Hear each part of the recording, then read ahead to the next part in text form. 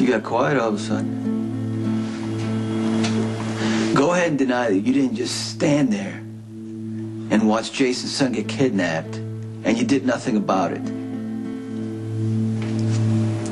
I don't know where you got this information or why you are suddenly so angry with me, but maybe I need to remind you, Sonny, that I am the one who was hurt.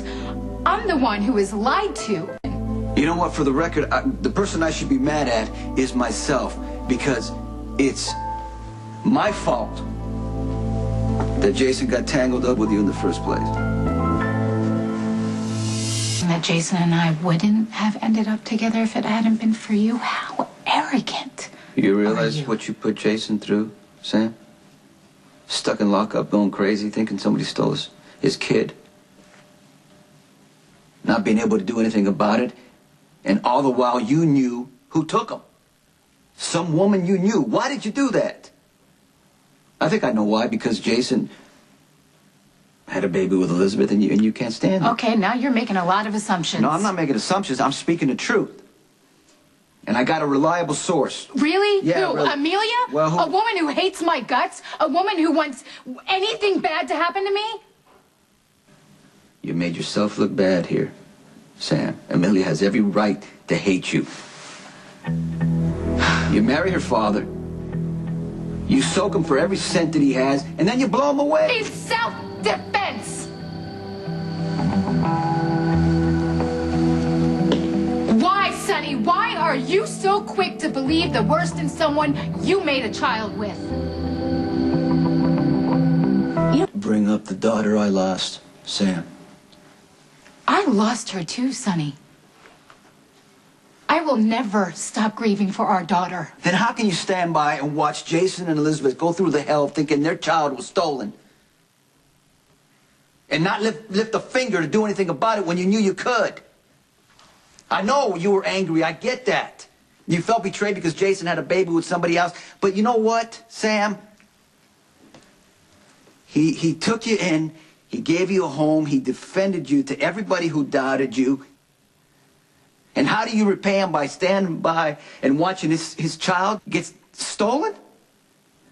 Unless you were losing your mind, or unless you were just scamming him all along. And you thought that this baby was going to screw things up.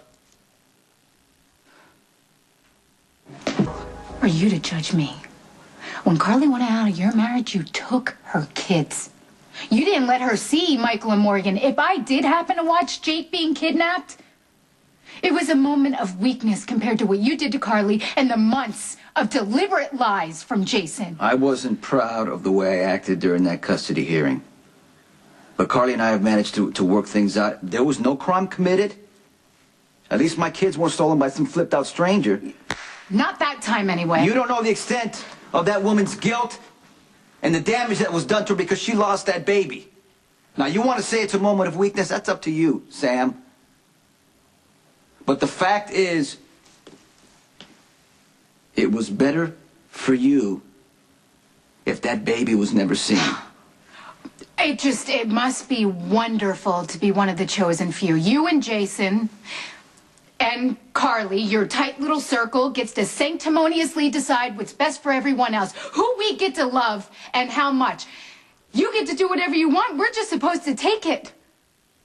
And God forbid, Sonny, God forbid if one of us have the gall to act out in hurt or frustration, you beat us with the consequences and tell us we had it coming. I am not falling in line anymore. The best thing, Sam, for you to do is let Jason go, because save him the pain of telling you he never wants to see you again. You don't speak for Jason, and you do not tell me what to do.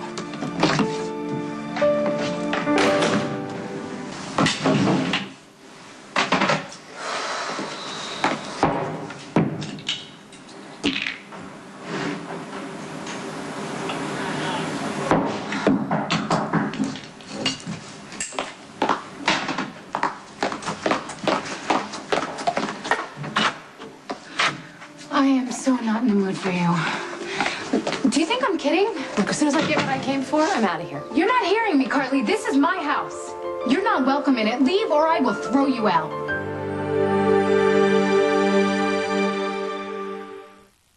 I will go where I want and do what I want in this house, especially when it comes to Jason. Now get out of my way or I'm going to move you. You can't stand it, can you?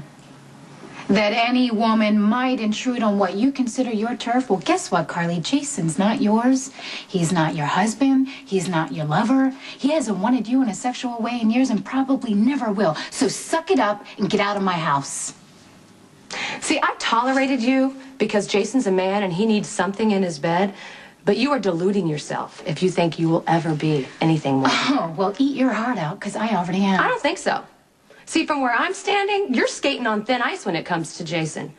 Maybe he's over you. Maybe you're not worth the energy. I'm wondering how hard I have to push him to finally kick you to the curb. Don't touch me.